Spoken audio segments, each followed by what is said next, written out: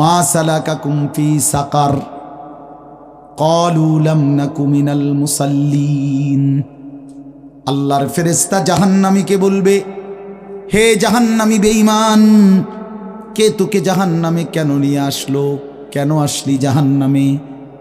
বন্ধু আমার, শোনো বন্ধু, আল্লাহর কোরআনে আল্লাহ বলেন জাহান্নামী বলবে ক্বালু লাম নাকু মিনাল মুসাল্লিন, ফেরেশতা ভাইয়া, কারণ আমি নামাজি ছিলাম না, এজন্য জাহান্নামী হলাম। ওয়াইলুন ইয়াওমাইদিল লিল মুকাদ্দিবিন ওয়া ইযা কিলা লাহুমুর কাউ লা ইয়ারকাউন। বলে সমস্ত মিথ্যাবাদী নাফরমান পাপী, সেদিন মনে রেখো হাসরের ময়দানে তোমাদের জন্য জাহান্নাম।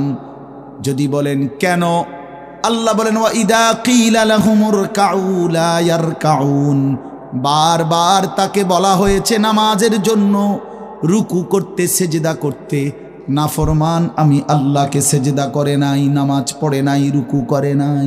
এজন্যে এই সরাসরি কোরআনের আয়াতে আল্লাহ বলেন কাল্লা ইদা বালাগাতিত তারাকি ওয়া কিলা মান রাক ওয়া যান্না আন্নাহুল ফিরাক ওয়ালতাফাতিস সাকু বিস-সাক ইলা রাব্বিকা ইয়াওমাইদিনিল মাসাক ফালা সাদ্দাকা ওয়ালা সাল্লা। আল্লাহ বলেন, আল্লাহর নবীর জবানে নবীজি বুঝাইছেন এই তাফসিরে। নবীজি বলছেন, উম্মত, কোন নাফরমান পাপীর জান কবজের সময় মালাকুল মউত আজরাইল তার রুহুটা তার কলিজা থেকে একটা টান দিয়ে ছিঁড়ে ফেলবে। ছিঁড়লেই রুহুটা এসে কণ্ঠনালীর কাছে আটকায় যাবে, এই গলার কণ্ঠনালীতে। কাল্লা ইদা বালাগাতিত তারাকি, কণ্ঠনালীতে যখন নাফরমানের রুহু আটকায় যাবে, তো আজরাইল ধৈরা টাইনা ছিঁড়া টুকরা টুকরা করে এরপরে এই রুহুটাকে ছিঁড়া ভিড়া বাইর করে। তো কোরআনে আল্লাহ বলছে, কেন এমন এমন নির্মম মৃত্যু হলো কেন? তার কলজা ছিঁড়া ফেললো, আজরাইল তার রুহুটা ছিন্ন ভিন্ন করে দিল, এমন করলো কেন? আল্লাহ বলেন কারণ দুইটা, ফালা সাদ্দাকা ওয়ালা সাল্লা, এই নাফরমান আমি আল্লাহরে বিশ্বাস করে নাই এবং নামাজ আদায় করে নাই। কি আদায় করে নাই? ভাত খাও, হ্যাঁ, ভাতে তো দুগা খাও নাকি তা? হ্যাঁ, মোবাইল টিপো আর মানুষের বেডি দেখো, দেখো ভাইয়া দেখো। কুলু ওয়া তামাত্তাউ কালিলান ইন্নাকুম মুজরিমুন। আল্লাহ বলে নাফরমান, অল্প সময়ের দুনিয়া খাও, ভোগ করো, শুধু মনে রেখো তুমি নাফরমান। এখন ভাত খাও, পরে ফিডা হইব। কবরের প্রথম ঘন্টায় আমি বুঝাই দেব আমি মালিক কেমন। কাল্লা সাউফা তা'লামুন আলহাকুমুত তাকাসুর হাত্তা যুরতুমুল মাকাবির কাল্লা সাউফা তা'লামুন। আল্লাহ বলে দুনিয়ায় ডুবে থাকতে থাকতে আমি আল্লাহকে আখিরাতকে ভুলতে ভুলতে দুনিয়া বাড়ানোর নেশা প্রতিযোগিতা বেঈমান তোরে গাফেল বানায় দিল। এরই মধ্যে একদিন তুই কবরে পৌঁছে গেলা, এই কবরে আসলেই তুমি বুঝতে পারবা আমার নাফরমানির শাস্তি কি।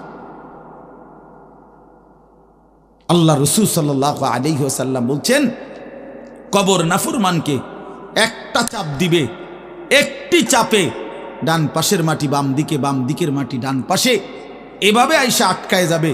হাত্তা তাখতালিফা আদলাউহু, নবীজি বলেন ডান পাশের হাড্ডি পাঁজর ভাঙ্গা বাম পাশের গুলো ডান পাশে, এইভাবে আঙ্গুল যেভাবে ঢোকে এইভাবে হাড্ডি একটার ভিতরে ঢুকে যাবে। কি মনে করছো দোস্ত, আমার বন্ধু, আমার এটা নিশ্চিত আল্লাহর কথা মিথ্যা হয় না। ১৫০০ বছরে এ কোরআনের প্রতি অক্ষর নিয়া আপনজন দুশ্মন, ইমানদার নাফরমান বেঈমান, হিন্দু বৌদ্ধ ইহুদি খ্রিস্টান নাস্তিক মুরতাদ বুদ্ধিজীবী গবেষক পণ্ডিত দার্শনিক বিজ্ঞানী সবাই কাফের বেঈমানরাও যুগে যুগে এই কোরআনের প্রতিটা অক্ষর নিয়ে পরীক্ষা করছে, পর্যালোচনা করছে, বিশ্লেষণ করছে, কিন্তু একটি নোক্তা অক্ষর ভুল, মিথ্যা, অসত্য, অযৌক্তিক, অবাস্তব, অপ্রাসঙ্গিক আজকের এই মিনিটে প্রমাণ করতে পারে না। যদি সন্দিহান হইতো তত প্রমাণ হয়ে যাইত যে এই সমস্ত তথ্য উপাত্তের আলোকে প্রমাণিত হলো কোরআনের এই আয়াতটি ভুল। সেটা কোনটা? এমন হইছে? কথা বলে না কেন? বলো জেনারেল শিক্ষিত ছেলেরা, তোমরা বলো ভাইয়া, পদার্থবিজ্ঞান জীববিজ্ঞানের কোন তথ্যের আলোকে কোরআনের কোন তথ্য ভুল? রসায়ন বিজ্ঞান, উদ্ভিদ বিজ্ঞান সহ যাবতীয় বিজ্ঞানের কোন সূত্র মতে কোরআনের কোন শব্দ ভুল হয়েছে, কোন তথ্য ভুল হয়েছে? হয়েছে বাবা। তো তাইলে কবর ভুল হবে কেন? আখেরাত ভুল হবে কেন? জান্নাত ভুল হবে কেন? হাসরের মাঠ ভুল হবে কেন? ইসরাফিলের ফু মিথ্যা হবে কেন? এই পৃথিবী যে ধ্বংস হবে এই কথা মিথ্যা হবে কেন? মিথ্যা হবে কেন? যদি মিথ্যা হতোই তো আল্লাহ তাআলার দুনিয়াবি কথাগুলো তো ভুল হইতো, সেগুলো তো ভুল হয় না। নবী সাল্লাল্লাহু আলাইহি সাল্লামের 1450 বছরে আমাদের নবী সাল্লাল্লাহু আলাইহি সাল্লামকে নিয়ে শুধু মুসলমানরাই গবেষণা করে নাকি? কাফের বেঈমান আমাদের চাইতে বেশি করে, আমাদের চাইতে বেশি গবেষণা করে নবীজিকে নিয়ে। কিন্তু আপনজন দুশ্মন সবার গবেষণায় মুহাম্মদ আরবি সাল্লাল্লাহু আলাইহি সাল্লাম তিনিই সর্বশ্রেষ্ঠ। বন্ধু পরীক্ষা করলেও তিনি শ্রেষ্ঠ, দুশ্মন পরীক্ষা করলেও তিনি শ্রেষ্ঠ। বাহ! হ্যাঁ, তিনি সবার পরীক্ষায়। রাসূলুল্লাহ সাল্লাল্লাহু আলাইহি সাল্লামের প্রতিটা আচরণ, উচ্চারণ, চলাফেরা, কথাবার্তা, কাপড়, লেবাস, পোশাক, হাঁটা চলা, খানা, খাদ্য, পেশাব, পায়খানা, আহার, নিদ্রা, 24 ঘন্টার প্রতিটা নড়াচড়া পৃথিবীর সর্বোচ্চ শ্রেষ্ঠ মডেল, সবচেয়ে সুন্দর, সবচেয়ে সুন্দর। তিনি হাসলেও সুন্দর, তিনি কাঁদলেও সুন্দর, তিনি হাঁটলেও সুন্দর, তিনি বসলেও সুন্দর। এজন্য প্রিয় ভাই আমার, বন্ধু আমার, বেনামাজি হয়েও না বাপ। মাঝ বয়সী যারা, আপনাদেরকেও বলি, একটা চা দোকান নামাজ পড়তে দেয় না, একটা সিএনজি নামাজ পড়তে দেয় না, একটা অটো রিক্সা নামাজ পড়তে দেয় না, একটা বুটমুড়ির দোকান নামাজ পড়তে দেয় না, সামান্য কুদ্দুর ক্ষেতের ফসল নামাজ পড়তে দেয় না। 12,000, 14,000, 20,000 টাকার একটা চাকরি, এটা আপনাকে এক ওয়াক্ত নামাজ পড়তে দেয় না। হায় হায় বদনসিব! কয় টাকার বিনিময়ে আল্লাহকে ভুলে গেলেন? 20,000 টাকার বিনিময়ে। একটা দোকানে কয় হাজার টাকা বেতন হলো, এই 30,000, 40,000 টাকার বেচা কিনার বিনিময়ে আল্লাহকে ছেড়ে দিলেন। যুবক ভাই, তোমরা এই 12, 14, 20,000 টাকার একটা মোবাইলের কাছে আল্লাহকে ছেড়ে দিলা। মাত্র 20,000 টাকায় তুমি ইমানদার বিক্রি হয়ে গেলা। ছি ছি ছি ছি! মোমেন তো এত কম দামে বেচা হয় না, এত অল্প দামে তো বেচা হইবার কথা না ভাই।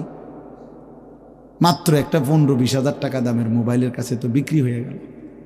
নিজের ইমান, নিজের ইসলাম, নিজের আখিরাত, আল্লাহর সাথে সম্পর্ক, রাসূলের সাথে সম্পর্ক, ধর্মের সম্পর্ক, কোরআনের সম্পর্ক সব ছেড়ে দিলা, সব ভুলে গেলা। তুমি চেনো না আল্লাহ কি, রাসূল কি, আখিরাত কি। তুমি চিনছো শুধু মোবাইল, নারী, ছবি, নর্তকী, জিনা, ব্যভিচার, অসভ্য দৃশ্য, বন্ধুদের আড্ডা। না ভাই, এত কম দামে ইমানদার বিক্রি হয় না, মুমিন এত অল্প দামে বিক্রি হয় না। হ্যাঁ, 54 বছরের যেই জালেম স্বৈর শাসক বাপ ফুতে মিলে, সিরিয়ার ওই জালেম স্বৈর শাসক ফ্যাসিস্ট, যে 54 বছর ধরে হাজারো লক্ষ মুসলমানের রক্তে জমিন ভাসাইছিল, কারাগারের অন্ধকার প্রকোষ্ঠে আটকায় রাখছিল, মুসলমান ইমানদারের রক্তের আহাজারিতে আল্লাহর জমিন কাঁপতেছিল। ওই সিরিয়াতে এই যে কয়দিন, মাত্র 2 দিন হলো, 8ই ডিসেম্বর 24 বছরের জুলুমের শাসন থেকে পলাইয়া সিরিয়ার প্রেসিডেন্ট বাশার আল আসাদ ভাগছে, পলাইছে। শুনছেন আপনারা? পলাইছে। নতুন উইকেট পড়ছে যে, শুনছেন? এই যে 8ই ডিসেম্বর আরেকটা উইকেট পড়ছে।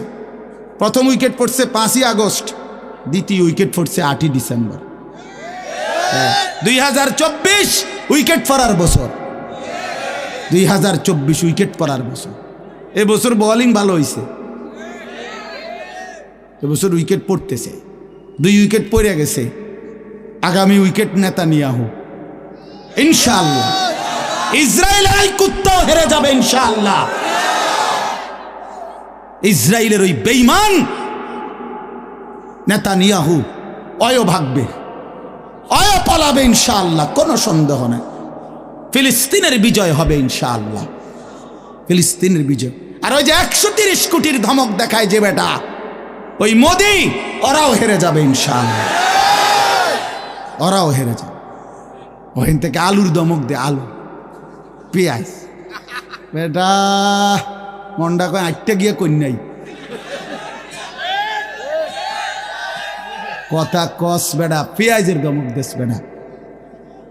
হ্যাঁ পেঁয়াজ, আমগো পেঁয়াজ বন্ধ করে দিবে, আমরা আলু বন্ধ করে দিবে। হেঁটে ইন্ডিয়া থেকে আমগো আলু বন্ধ, পেঁয়াজ বন্ধ। পেঁয়াজ তার আব্বার। হ্যাঁ পেঁয়াজ কি মোদির আব্বার? বলো যুবক, তার বাপের পেঁয়াজ বেটা। তাইলে তুই বন্ধ করবি কি বেটা? তোদের পেঁয়াজ বন্ধ করবি কেন? তোদেরকে পেঁয়াজ, রসুন, আদা, চাল, ডাল, ভাত, মাছ খাওয়াই যিনি, 24 ঘন্টা তোদেরকে বাঁচায় রাখছে যিনি, তিনি তো আমার আল্লাহ বেটা, আমার আল্লাহ, আমার আল্লাহ। ওই বেঈমান, তোর কি বেঈমান? তুই তো মূর্তি ছাড়া তোর কিচ্ছু নাই বেটা। ওই মালিক তো আমার মালিক, আমি ওই মালিকের সেজদা করি, আমার মালিক তোকে খাওয়ায় বেটা।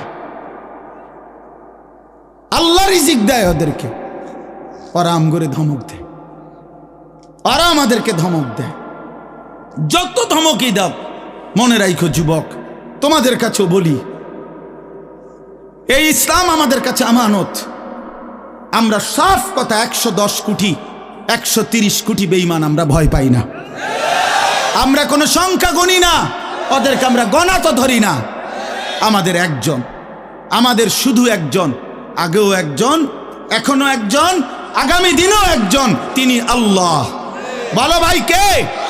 আর তিনি আকবার, তিনি সবচেয়ে বড়, সবচেয়ে বড়, তিনি বড়, একজনই বড় আমাদের, আল্লাহু আকবার।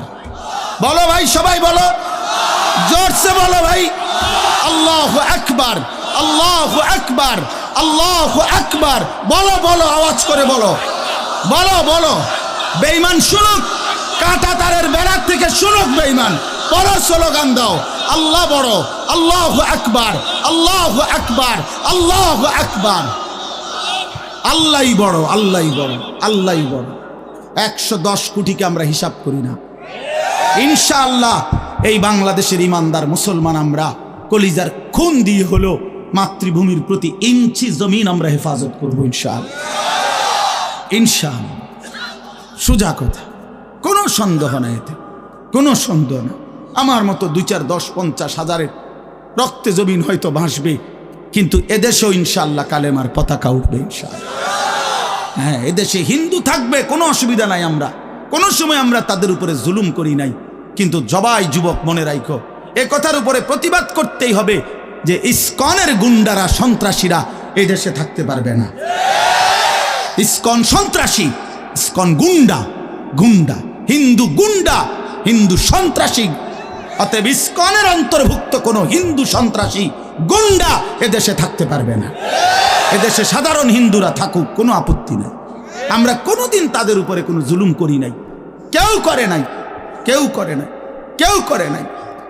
5ই আগস্টের পরে ওদের মন্দির আমাদের মুসলমানের সন্তানরা পাহারা দিছে, আর বিনিময়ে তার প্রতিদানে বেঈমান আমাদের মুসলমান শহীদ অ্যাডভোকেট সাইফুল ইসলাম আলিফকে জবাই করে দিয়েছে।